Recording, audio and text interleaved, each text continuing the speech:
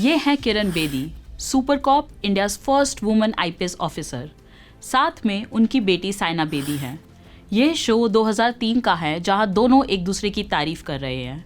I know end of the day, nothing bad can ever happen to me because my mother's there. She'll not let anything go wrong in my life. लेकिन उस समय किरण बेदी को शक था कि उनकी बेटी साइना अपने तब के पार्टनर गोपाल सूरी के साथ एक अनएथिकल वीज़ा बिजनेस चला रही हैं। गोपाल सूरी एक मैरिड होटलियर हैं जो अभी साउथ दिल्ली में एक मैच मेकिंग कंपनी चलाते हैं। किरण बेदी ने इन दोनों को इस बिजनेस को ह्यूमन ट्रैफिकिंग कहा था। किरण को चिंता थी अगर साइना पे इन्वेस्टिगेशन हुई तो उनका फ्यूचर खराब हो सकता है। ऐसे में किरण बेदी ने साइना और सूरी को रोकने की कोशिश की।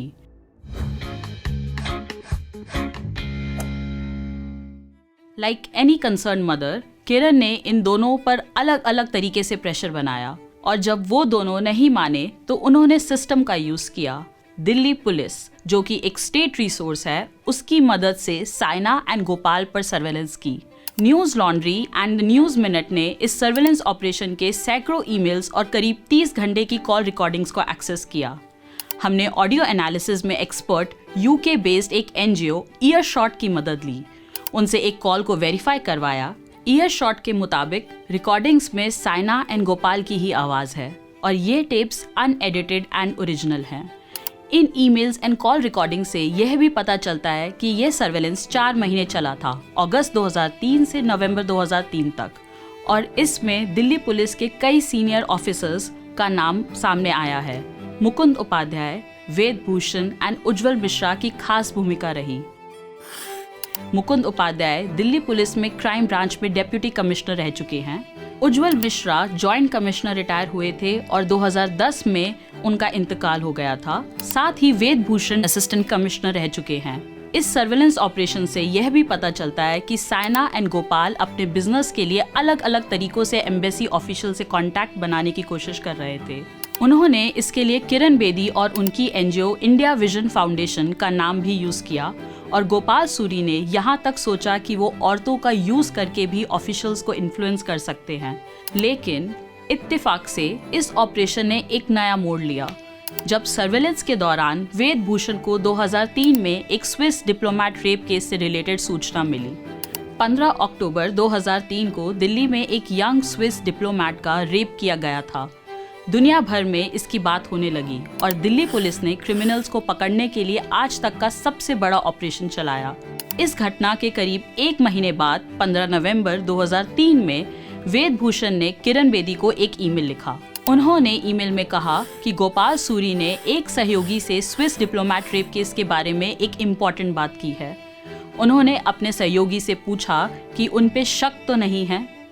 यह केस सॉल्व करने के लिए एक इम्पॉर्टेंट इन्फॉर्मेशन थी, लेकिन दिल्ली पुलिस की स्पेशल इन्वेस्टिगेशन टीम जो इस केस को सॉल्व कर रही थी, उसके एक मेंबर राजेंद्र सिंह ने हमें बताया कि उनकी टीम के साथ ये इन्फॉर्मेशन शेयर नहीं की गई और आज तक यह केस रिजॉल्व नहीं हुआ है।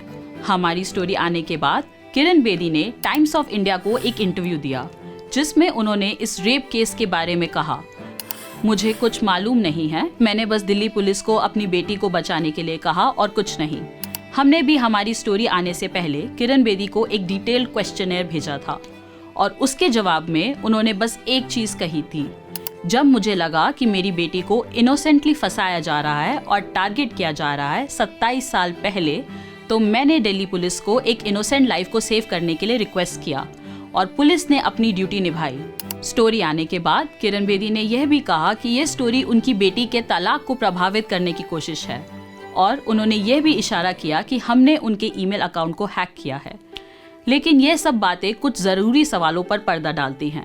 पहला, अगर ये सर्वेलेंस लेजिटिमेट था तो किस ऑफिसर ने रिकमेंड किया, किसका अप्रूवल दिया गया, क्या इस सर्वेलेंस ऑपरेशन को लागू करने के लिए कोई एडमिनिस्ट्रेटिव ऑर्डर था, और सबसे बड़ा सवाल, क्या 2003 स्विस डिप्लोमेट रेप केस में एक अहम सुराग यानी कि एक इम्पॉर्टेंट लीड को छुपाया गया।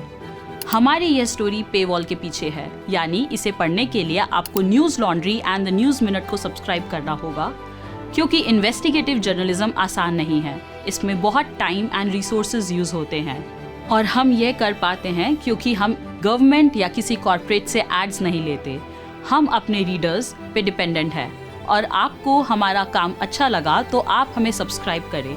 आप हमें सब्सक्राइब करने के लिए आपके स्क्रीन पे दिखाए जा रहे QR कोड को स्कैन कर सकते हैं या फिर डिस्क्रिप्शन में दिए गए लिंक को भी यूज़ कर सकते हैं।